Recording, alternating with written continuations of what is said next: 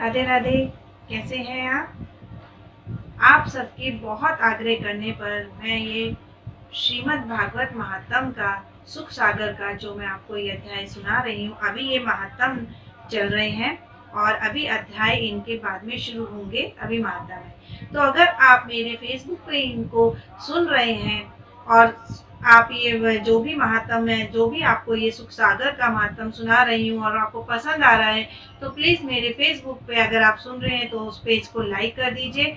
और अगर आप यूट्यूब पे मेरे चैनल पे इसको मुझे देख रहे हैं तो मेरे चैनल को सब्सक्राइब कर दीजिए और लाइक कर दीजिए। उससे ये होगा कि अगर आप सब्सक्राइब करते हैं तो मेरा जो महात्म मैं अध्याय रोज सुना रही हूँ तो रोज आपको समय पर सुनने को मिल जाएगा। और मैं कोशिश करूंगी कि जितना भी सुबह जल्दी हो आपको ये यहाँ पे मेरा ये यूट्यूब चैनल पे और मेरी फेसबुक पे आपको सुबह सुबह मिल जाए सुनने को। तो आइए शुरू करते हैं चौथा अध्याय भागवत महात्म का सुख सागर का। भजमन नारायण नारायण नारायण, श्रीमन नारायण नारायण नारायण, अच्युतं केशवं नाम राम नारायणं केशदामोदरं वासुदेवहरं, श्रीधरं माधवं गोपिकावल्लभं, जानकीनायकं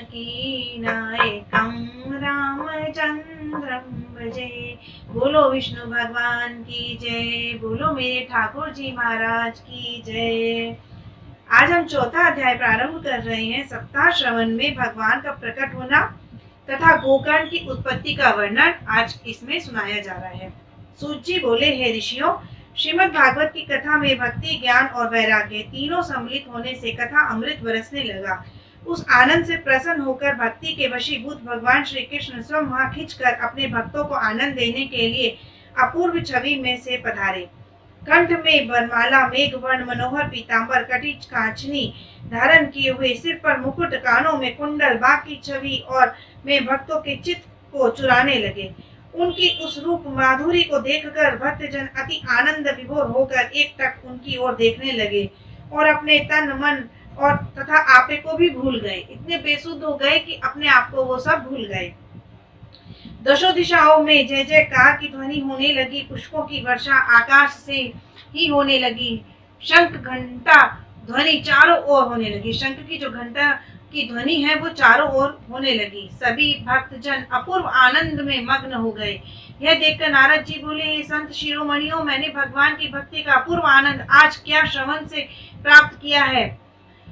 इस कलिकाल में इससे बढ़कर उत्तम और कोई कथा नहीं। संपूर्ण पापों को इस प्रकार जला देती है जिस प्रकार रुई के ढेर को अग्नि जला देती है। हे मुनीश्वरों, अब आप यह बताने की कृपा कीजिए कि इस कथा श्रवण से कौन कौन पवित्र हो जाते हैं। सनकादिक बोले, हे नारद जी, पापों को करने वाले से भी पापी, इस कुटिल से कुटिल मनुष्य इस कथा के श्रवण से तर जाता है। इस कलयुग में यह कथा यज्ञ ही मुख्य है। जो प्राणी असत्यभाषी, पापी, माता पिता को कष्ट देने वाला, आश्रम वर्ण तथा धर्म वर्ण से अच्युत, अहंकारी, मदिरा पान करने वाला, ब्रह्म हत्यारा, चोर, गुरु पत्नी गामी, विश्वघाती, छली कपटी, क्रूर, निर्दयी, हत्यारा, ब्राह्मणों को धन को खाने वाला, व्यभिचारी, लोभी और किसी भी प्रकार का पाप करने वाला हो, इस सप्ताह श्रवण से सभी पापों से मुक्त कर हरि लोक को चला जाता है। सनकादिक ऋषि बोले, हे नारद जी, हम आपको एक कथा सुनाते हैं। यह बहुत ही प्राचीन कथा है। प्राचीन काल में तुंगध्वज नदी के किनारे एक अति रमणीय नगर था। उस नगर में एक आमदेव नाम का ब्राह्मण रहता था। वह धर्म कर्म तथा भजन पूजा पाठ आतिथ्य आदि सब कर्मों से कुशल था। उसने कुछ धन भी एकत्रित कर लिया था। गृहिणी भी सुंदर थी, किंतु हठी और कलह प्रिय थी। गृह कार्य में कुशल और पैसा एकत्र करने में चतुर थी। दोनों बड़े प्रेम से किंतु संतान के अभाव के कारण दुखी रहते थे। जब उन दोनों की अवस्था ढलने लगी और संतान उत्पन्न न हुई, तब ब्राह्मण अति दुखी होकर एक दिन घर से निकल पड़ा।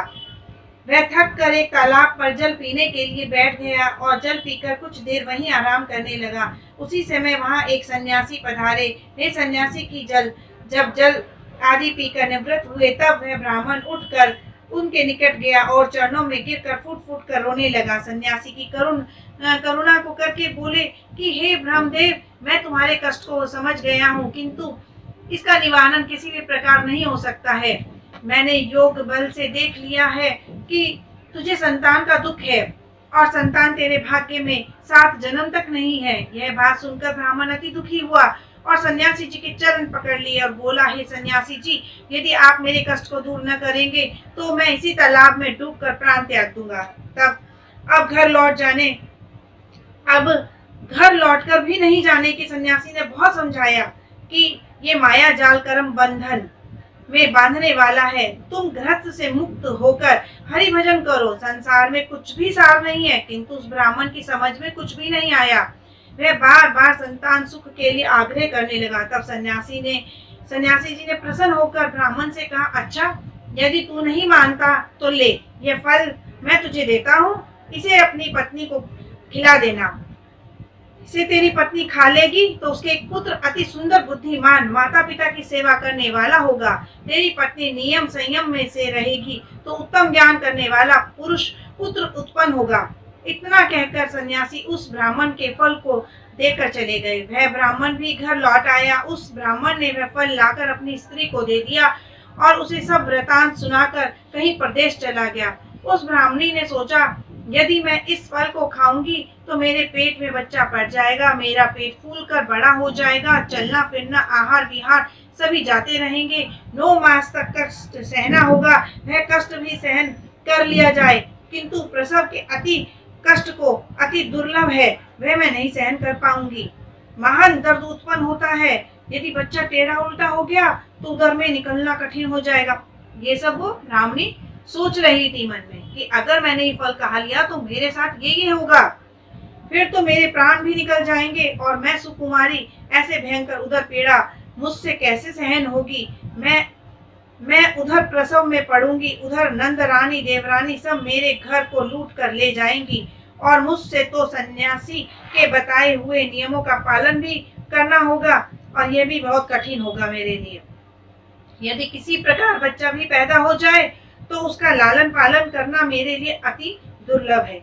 उन कष्टों से मुक्त रहने वाली विधवा वैध्यानी अति उत्तम है। ऐसा सोचकर उस ब्राह्मणी ने उस फल को अपनी गाय को खिला दिया। मतलब कि उस ब्राह्मणी ने नहीं खाया। मैं उधर प्रसव में रहूंगी और उधर नंद रानी देवरानी सब मेरे घर को लूट कर ले जाएंगी और मुझसे तो सन्यासी के बताए हुए नियमों का पालन भी करना बहुत कठिन है। यदि किसी प्रकार बच्चा भी पैदा हो जावे तो उसका लालन पालन करना मेरे लिए अति दुर्लभ है। उन कष्टों से मुक्त रहने वाली विधवा वैध्यानी अति उत्तम है। ऐसा सोचकर उस ब्राह्मणी ने उन फल को अपनी गाय को खिला दिया और तब उसके पति ने पूछा तो उसने झूठ कह दिया कि वह फल मैंने खा लिया। एक दिन उसके घर पर उसकी छोटी बहन आई। उसने पति से झूठ बोलने वाली बात कही और उसकी बहन बोली, कोई चिंता की बात नहीं, मेरे पेट में गर्भ है, मैं उस बच्चे को चुपचाप से तुम्हें दे दूंगी और बच्चा ही प्रकट कर देना कि तुम्हारा ये अपना बच्चा है, ऐसा करके प्रकट कर देना। उसके बदले मेरे पति को कुछ तुम धन दे देना, मैं तेरे घर आकर उसका लालन पालन भी कर लूंगी। यह बात सुनकर ब्राह्मणी अति प्रसन्न हुई। उसके बाद उस ब्राह्मणी का बहन के पुत्र उत्पन्न हुआ और चुपचाप कुछ धन देकर स्वयं को रख लिया और पति अति प्रसन्न हुआ। तब वह अपने पति से बोली, मेरे स्तनों से बच्चे के लिए दूध नहीं उतरता, इसलिए मेरी बहन को बुलवा दीजिए। उसके भी बच्चा उत्पन्न हुआ था, लेकिन वह किंतु मर गया। ब्राह्मण ने ऐसा ही किया और बच्चे के लालन पालन के लिए ब्राह्मणी की छोटी बहन को धुंधली को बुलाई भेजी। वह लड़के का नाम भी धुंधकारी रखा गया। कुछ काल के बाद ब्राह्मण की गाय ने एक बछड़ा दिव्य बालक उत्पन्न हुआ। वह सर्वांग सुंदर और स्वर्ण के समान रंग वाला था। ये वही गाय थी जिसने बच्चा उत्पन्न किया, जिसको उसने वो प्रसाद खिलाया था, फल खिलाया था, जिसे देखकर ब्राह्मण अति प्रसन्न हुआ। सारे नगर में वह चर्चा फैल गई और आत्मदेव ब्राह्मण के दिन फिर गए हैं। उसकी स्त्री ने भी पुत्र उत्पन्न हुआ है और गाय के भी एक दिव्य बालक का जन्म हुआ है। यह देखने के लिए सभी लोग आने लगे। उस बालक के कान गो के समान होने के कारण आत्मदेव ने उसका नाम गोकर्ण रखा और दोनों के जाति कर्म संस्कार कराया और बहुत सा दान अनाथों और दरिद्रों को भी दे दिया। कुछ समय बीतने पर दोनों बच्चे युवा हुए। उधर धुंधकारी बड़ा दुष्ट और हत्यारा, चोर और व्यभिचारी हुआ, और गोकर्ण बड़ा पंडित, विद्वान, ज्ञानी, माता पिता का भक्त था। उस धुंधकारी ने अपने पिता की सारी संपत्ति वैश्यों को दे दी। माता पिता को मना करने पर उनको मार पीटने लगा। दिन रात शिकार की टोह में रहता था, मांस और मद्यपान करता था। पुत्र के इन कुकर्मों को देखकर आत्मदेव ब्राह्मण अति दुखी होकर रोने लगा और बोला, ऐसी संतान से निसंतान ही भला था मैं। अब मैं क्या करूं, कहाँ जाऊं? इस प्रकार विलाप करने लगा। तब गोकर्ण ने उसको समझाया और अपने पिता को वैराग्य का उपदेश दिया। ब्राह्मण को ने गोकर्ण की बात मान ली और संसार की ममता को त्याग कर वन को चला गया। इस प्रकार आत्मदेव ने वैराग्य लेकर अपने चित्त को स्थिर किया और भगवान की सेवा पूजा में रत रहकर श्रीमद् भगवत के दशम स्कंद का पाठ नियम पूर्वक करता हुआ श्री भगवान श्री कृष्ण चंद्र में जा मिला। बोलो श्री कृष्ण भगवान की जय। चौथा महात्म समाप्त। कल मैं आपको 5वां अध्याय 5वां महात्म सुनाऊंगी। भज मन नारायण नारायण नारायण, श्रीमन नारायण नारायण नारायण, मन नारायण नारायण नारायण, श्रीमन नारायण नारायण नारायण। बोलो ठाकुर जी महाराज की जय।